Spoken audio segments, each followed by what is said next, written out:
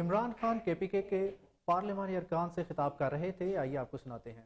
खादें बढ़ गई हैं, डीजल बढ़ गया है, बिजली कीमतें बढ़ गई हैं, उनकी इनपुट्स इतनी बढ़ गई हैं कि उनके पास पैसा नहीं है अपनी जमीन पे लगाने के लिए।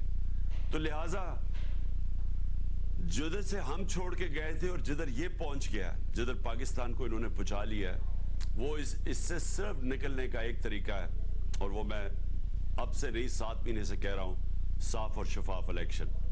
और मैं आप सबको आज इसलिए ये कहा था कि आपसे मेरी बात भी हो जाए, आपको मैं बता भी दूं कि मेरे ज़हन में क्या है।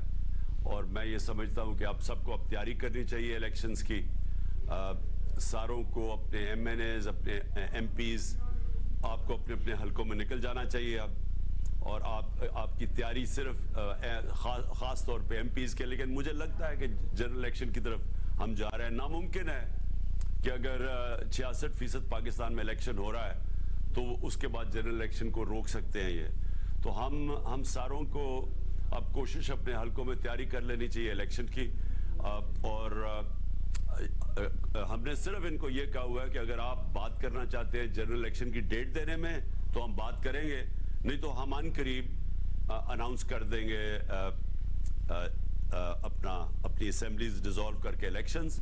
और मैंने महमूद खान, आपको भी मुझे पता है कि आप तैयार हैं बिल्कुल, और परवेज अलाई ने भी मुझे पूरी गो हेड दे दी है कि जब मैं चाहूँगा तो असेंबलीज में डिसॉल्व कर सकता हूँ। तो मैं इसलिए ये सबको आपको बताना चाहता था कि अब तैयारी हो जानी चाहिए मेंटली, चाहे अब वो इलेक्शन पे आए या ना आए। अगर वो आएंगे तो ठीक है, जनरल इलेक्शन पे हम चले जाएंगे, लेकिन अगर वो नहीं आते तो हमने इसी महीने इंशाल्लाह अपनी प्रोविंशियल असेंबली से को डिसॉल्व करके हमने फिर अब इलेक्शंस की तरफ निकल जाना है।